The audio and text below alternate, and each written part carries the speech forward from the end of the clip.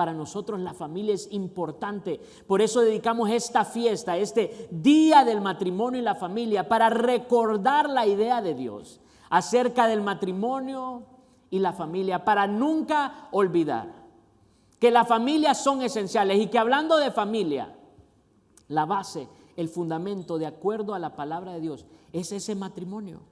Es el cuidado del matrimonio. Y que hablando de iglesia, las familias son esenciales. Decimos, si la familia anda bien, la iglesia andará bien.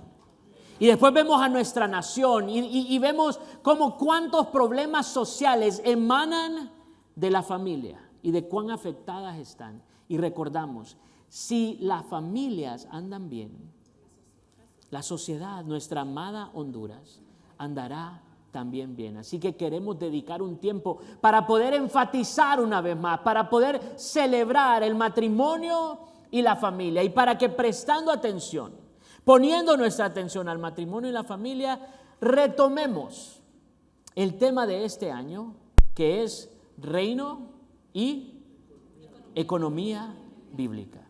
Y yo estaba meditando en esto, me he estado preparando y pensando, la verdad es que hemos estado hablándole a las familias todo este año.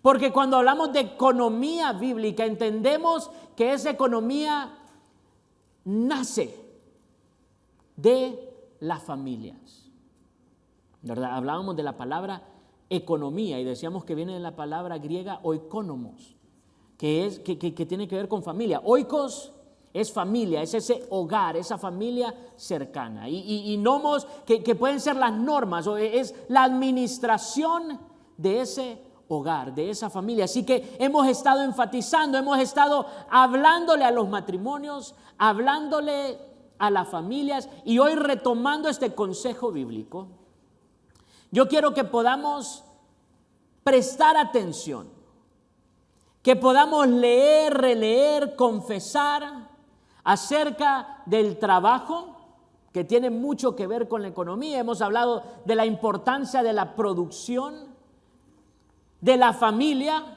que insistimos que tiene que ver con este tema de economía, que es la base, el fundamento, y economía bíblica. Parece redundante, pero lo que queremos hacer es basarlo en la palabra de Dios. ¿Qué es lo que Dios tiene que decir al respecto? O aún mejor, ¿qué es lo que Dios ha preparado para nosotros como familias, como matrimonios hoy, para que podamos vivir nosotros la economía bíblica y podamos pasarla, transmitirla a esas nuevas generaciones? ¿Están listos? ¿Están conmigo? ¿Me acompañan a Deuteronomio capítulo 6?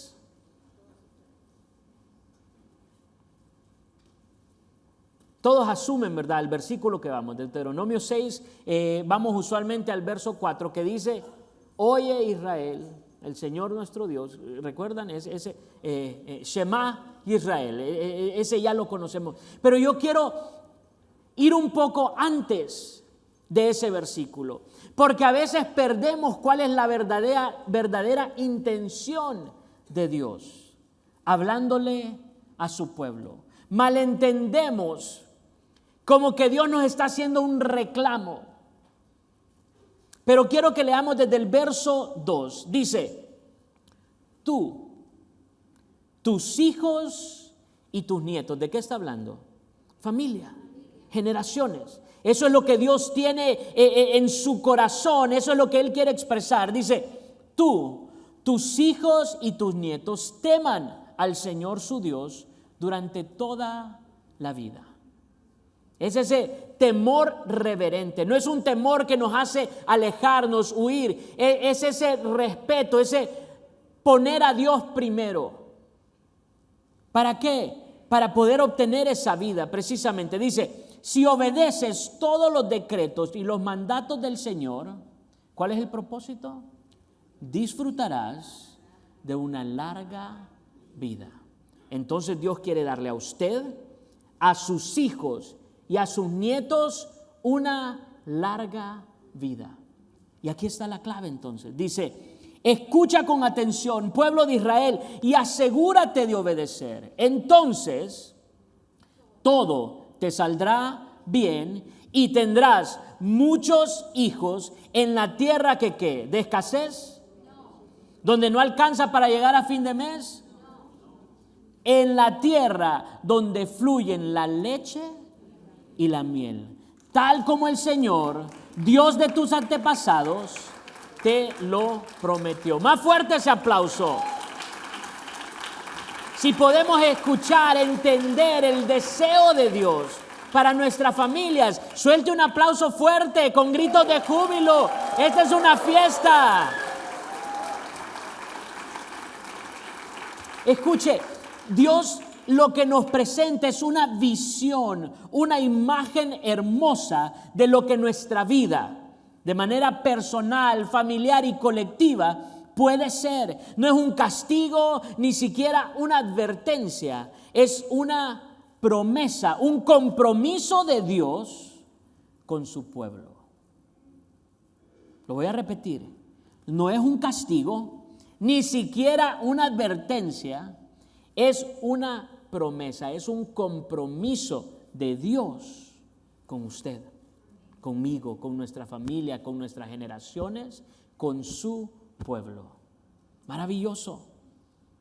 Así que podemos entender cómo nuestras acciones, nuestras decisiones y prioridades del día a día, nuestro trabajo, nuestro desempeño, toman sentido a contribuir en la construcción de un futuro que traemos de la imaginación, de esa visión de Dios, de esa vida, como decía, de esa larga vida que Dios nos ofrece, de esa tierra donde todo nos saldrá bien, esa tierra donde fluyen la leche y la miel, como la traemos de una imagen, de una visión que Dios nos da a la realidad.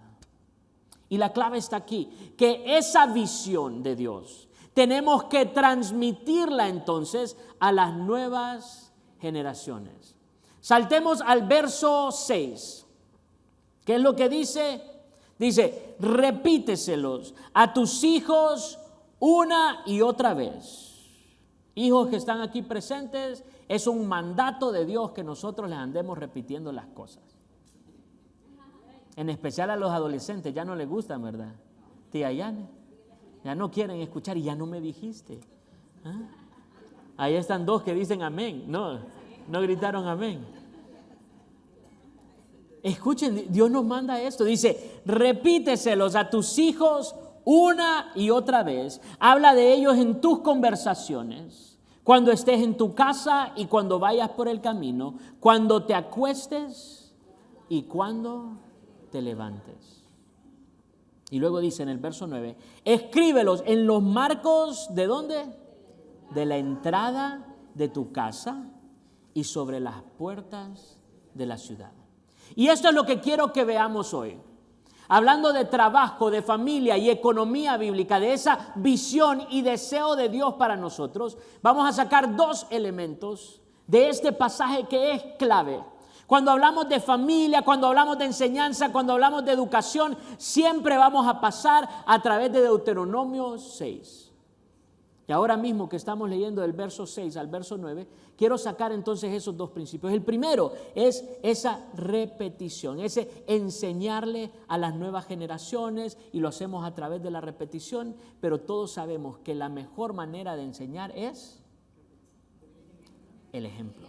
Muy bien, tenemos maestras aquí. La mejor manera de enseñar es el ejemplo. Así que el primer punto es: el trabajo se aprende en casa. Dígalo conmigo, el trabajo se aprende en casa. Y hoy vamos a aprender y que el Espíritu Santo nos enseñe hoy a aprender a trabajar. Quizás algunos de ustedes me van a decir, pastor, pero yo llevo 40 años en este trabajo. Sí, pero pueda que aún el que lleva 40 años no haya aprendido a trabajar de acuerdo a la perspectiva, a la idea de Dios. Así que el Espíritu Santo nos hable. No sé por qué, hoy he tenido bastantes obstáculos para poder predicar esta palabra.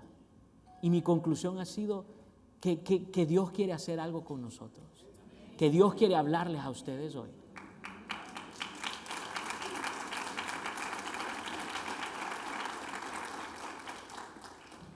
Dice, estas son las palabras de Jesús en Juan capítulo 5, verso 17.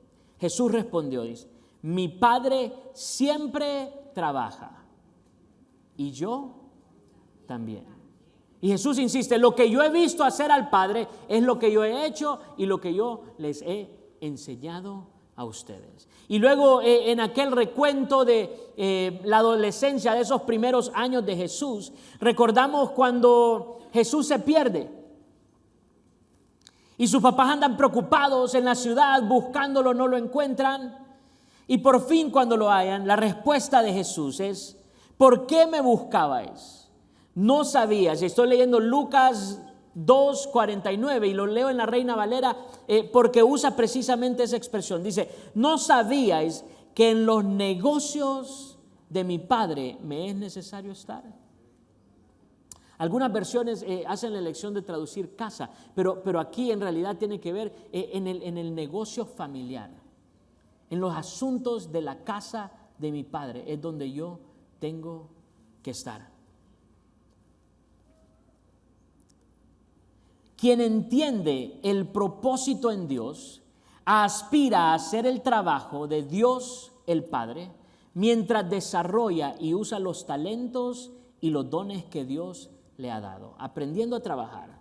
Entonces iniciamos con esto. Quien entiende el propósito en Dios, su propósito en Dios, aspira a hacer el trabajo que Dios el Padre, el trabajo de Dios el Padre, mientras desarrolla y usa los talentos y los dones que Dios le ha dado. Todos sabemos que Dios, por elección de Él, nos ha dado ciertos dones y talentos a cada uno de nosotros. Pero sabemos que esos dones y talentos no son de manera accidental. No son un capricho solo porque Él quiso dárnoslos, sino que tienen un propósito.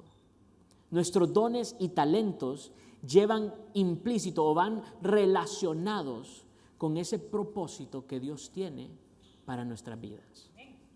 ¿De acuerdo? Y luego ese propósito, amén, suelte ese aplauso fuerte si es para el Señor.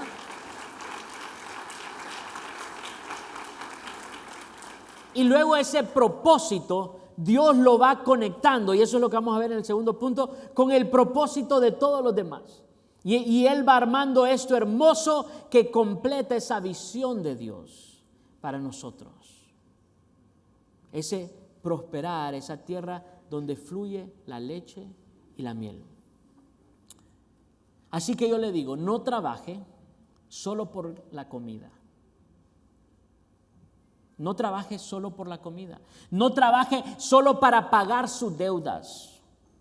Debe entender y así enseñar la verdadera naturaleza del trabajo.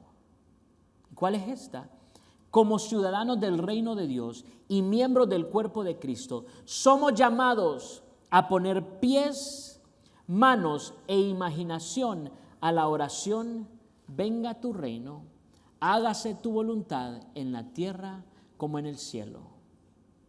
La nuestra es una vida apasionada y no apática, de trabajo y no de ociosidad. Esto es importantísimo y aquí está la clave del trabajo en el reino, así que lo voy a repetir. No solo trabaje por la comida, no trabaje solo para pagar sus deudas. Debe entender y enseñar a las nuevas generaciones la verdadera naturaleza del trabajo. Como ciudadanos del reino de Dios y miembros del cuerpo de Cristo, somos llamados a poner pies, a poner manos e imaginación a la oración, venga tu reino y hágase tu voluntad en la tierra como en el cielo.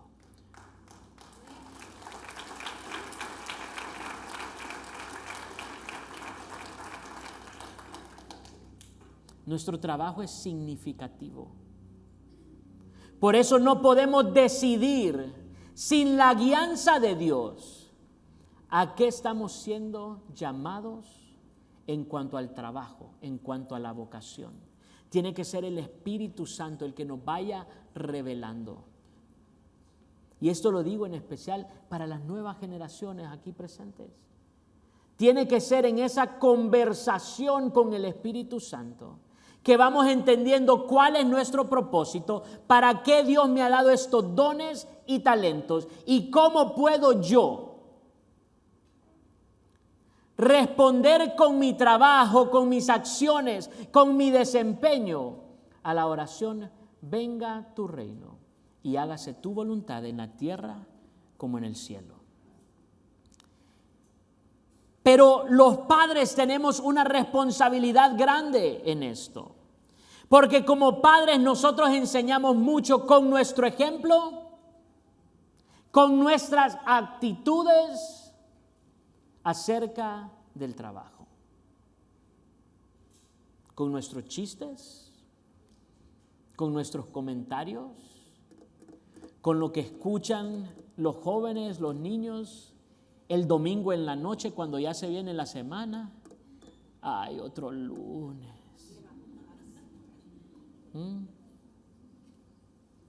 Si no fuera por el sueldo, yo ni me levanto. En la medida en que las actitudes y los comentarios de los padres demuestran que su quehacer profesional no lleva consigo más que inconvenientes e incomodidades que impiden disfrutar de la vida como es debido, en la medida en que inconscientemente sugerimos los padres que lo único que salva esa labor son los honorarios, el sueldo que con ella se logran, o las posibilidades que ofrecen para incrementar el propio prestigio, en esa exacta proporción ponen las bases para que sus hijos no lleguen a entender ni a vivir lo que el trabajo realmente es. Que el Espíritu Santo nos hable, que nos exhorte y que esta palabra corte profundo, como lo sabe hacer en nuestra vida. Decía el hermano Lorenzo, recuerdan de los padres del desierto, así se conocían, los padres del desierto. Él es el autor de un libro clásico que se llama La práctica de la presencia de Dios. Decía el hermano Lorenzo, él capta este enfoque y él escribe: nuestra santificación, ese proceso de conversión continuo, nuestra santificación no depende tanto de un cambio de actividad como de hacer las cosas para Dios y no para nosotros mismos. ¿De acuerdo? Entonces piensa en su trabajo. Amén. Gracias, mi hermana. Me anima a seguir predicando. Piensa en su trabajo. Piensa en esas acciones diarias. Piense, que creo que no nos cuesta mucho, en lo más tedioso que se le ocurra de su trabajo. Y ahora escuche estas palabras. Dice: nuestra santificación, ese proceso de conversión continuo, no depende tanto de un cambio de actividad como de hacer las cosas para Dios y no para nosotros mismos. Y ese cambio de perspectiva hace toda la diferencia. Ya no se trata de mi trabajo, sino del trabajo de Dios. No es algo que yo haga simplemente para sobrevivir o acumular riqueza o poder. Mi trabajo es donde se establece su reino, donde se cumple su voluntad. Lo ordinario es vivificado, adquiere nueva vida en lo sagrado. Maravilloso.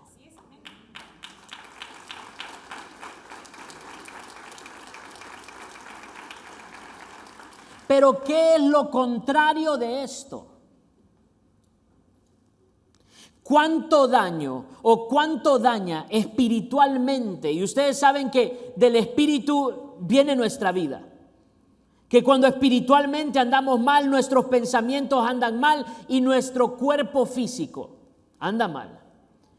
¿Cuánto daña espiritualmente ese círculo vicioso de trabajar, desear y poseer, tomados como fines en sí mismo. El trabajo se convierte en un modo de huir entonces de la familia, de la vida y del mundo. Y en esto tengo que decirlo. Todo psiquiatra experimentado sabe descubrir detrás de la laboriosidad exagerada, de ese exceso de trabajo, una angustia profunda.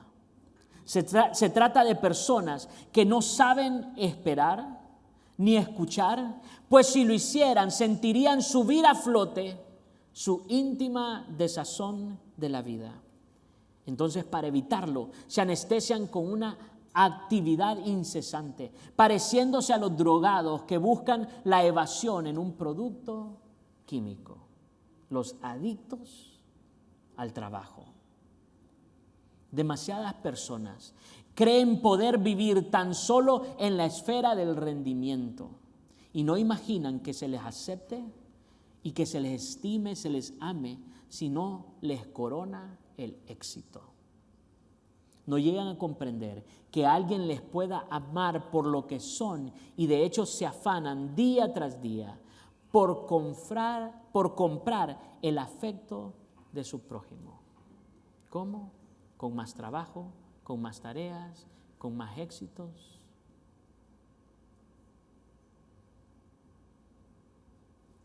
Entonces tenemos que aprender el trabajo desde la perspectiva bíblica.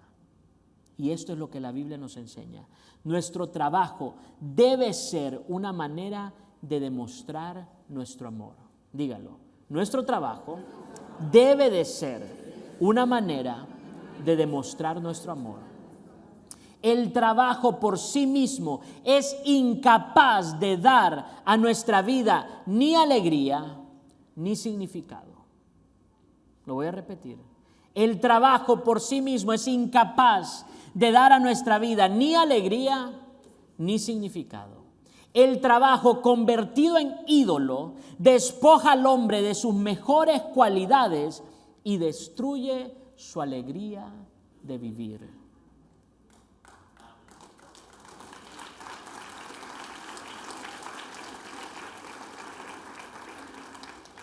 La laboriosidad es ese trabajar bien que se describe, que puede ser una virtud, pero la laboriosidad es una virtud, una cualidad espiritual.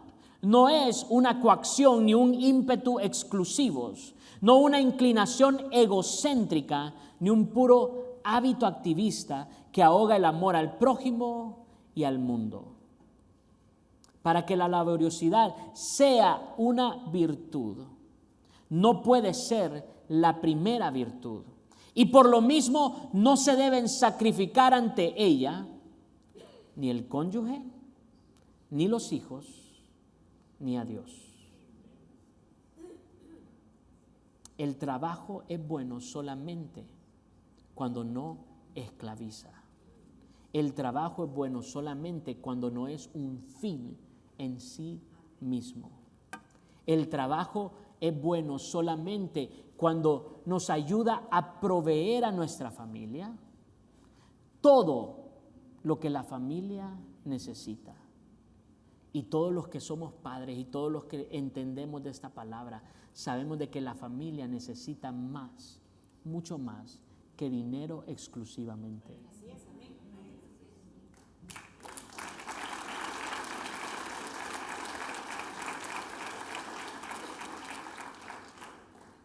El trabajo, y diga esto conmigo, el trabajo o es un servicio o es una esclavitud.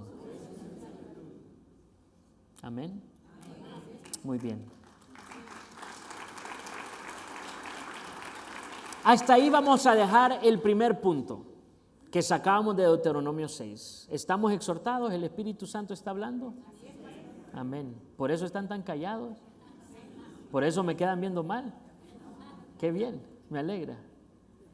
Y lo segundo es que ese trabajo, ese aprender a trabajar, como Cristo nos enseña, como Él nos modela, como el Padre le ha modelado al Hijo y el Hijo nos ha modelado a nosotros.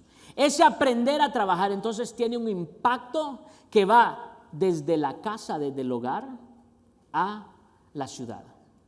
Por eso decía, ¿verdad? Deuteronomio 6:9 dice: escríbelo en los marcos de la entrada de tu casa primero y sobre las puertas de la ciudad después. Recordamos que esas puertas de la ciudad representan el mercado, representan toda la actividad cultural. Ahí se daban los juicios, ahí se enteraba la gente, eran los medios también. Ahí se enteraba la gente de lo que estaba pasando. Esas puertas de la ciudad eran importantísimas para la vida de la ciudad. Entonces primero los escribimos en los marcos de la puerta de la casa. Nuestras casas están identificadas por esa manera diferente de trabajar. Y eso luego lo llevamos a la cultura. Dios es glorificado en nuestro trabajo, cuando andamos en la vocación particular que Él nos ha dado. Él es glorificado cuando acabamos la obra que ha dispuesto que hagamos, cuando cumplimos nuestro destino, de acuerdo a lo que Él nos ha dado. Él es glorificado cuando somos buenos carpinteros, políticos, artistas piadosos, cuando somos hijos e hijas, padres y madres, hermanos y hermanas, maridos y mujeres, piadosos también, de acuerdo al deseo de Dios. Y nuestro trabajo nos permite entonces participar en la obra creadora de Dios y así continuarla. Esto es bien importante y significativo. Esa obra de nuestras manos, eso que Dios nos ha encomendado, eso que en el Génesis Él dijo: sojuzguen, gobiernen, administren, multiplíquense.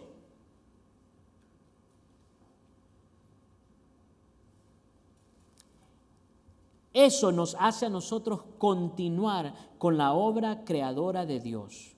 Ofrece como fruto inmediato para nosotros un conjunto de bienes que son imprescindibles o al menos convenientes para nosotros y los que nos rodean. Colabora en la elaboración de la civilización y la cultura. Incrementa la riqueza general, como a través del trabajo, la producción, ya lo hemos hablado. A la par que hace posible el sostenimiento de uno mismo y el de la propia familia. Esto, claro que afecta también nuestra política.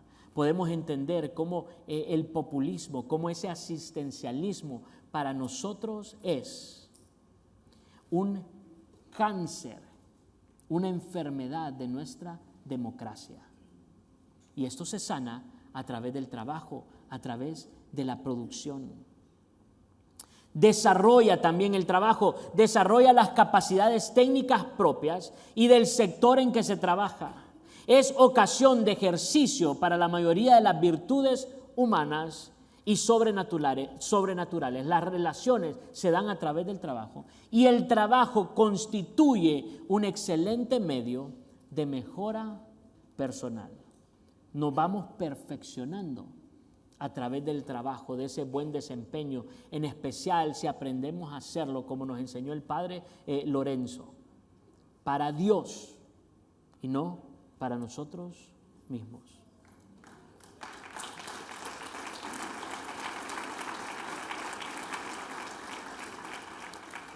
Lo que quiero enfatizar es que nuestra labor, nuestro trabajo, esas acciones y decisiones individuales que tomamos dan evidencia de nuestras prioridades y anhelos. Y esas mismas acciones entonces se van conjuntando en un colectivo que se conoce como cultura. A través del trabajo y de cómo desempeñamos nosotros nuestro trabajo, vamos forjando la cultura. La cultura, como bien lo sugiere la palabra misma, es el resultado de aquello que cultivamos, que trabajamos para hacer prosperar y las motivaciones por las cuales lo cultivamos. Cultivar cultura es la creación de un futuro que traemos de la imaginación colectiva de la buena vida a la realidad. El escritor T.S. Eliot define cultura como aquello que hace que la vida valga la pena. Y de nuevo, si estamos trabajando a la manera de Dios, bajo la visión de Dios, si estamos trabajando como para Dios y no para nosotros mismos, entonces estamos transformando nuestro entorno, estamos perfeccionando nuestras vidas, pero también la industria, el área en donde nos estamos desarrollando. La cultura tiene mucho que ver con el espíritu humano. Aquello que encontramos hermoso, conmovedor o valioso, más allá de la utilidad, está arraigado en nuestro espíritu, en nuestra imagen de la buena vida, en ese fin anhelado que debería ser la visión que Dios nos dio, que Honduras sea esa tierra donde prosperaremos, esa tierra donde fluye la leche y la miel.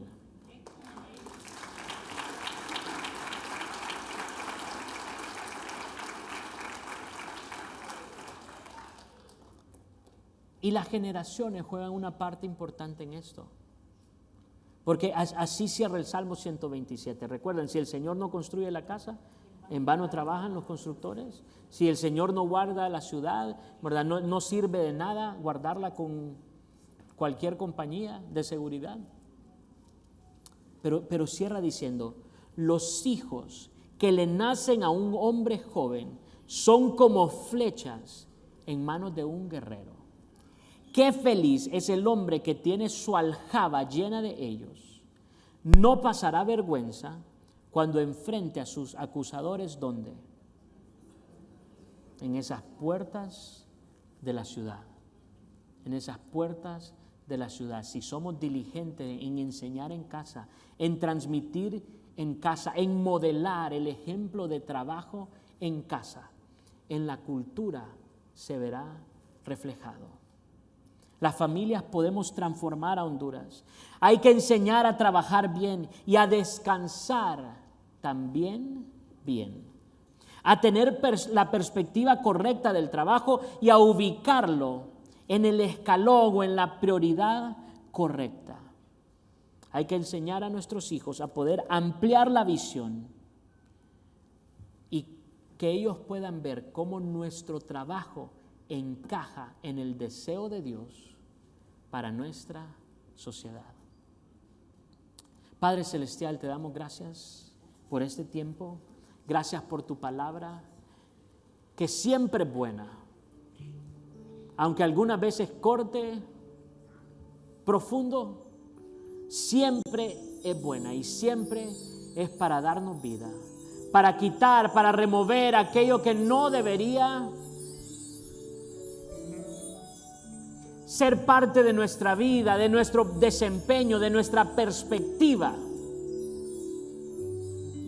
y que permanezca solo tu consejo, tu deseo, tu visión, tu palabra, Dios.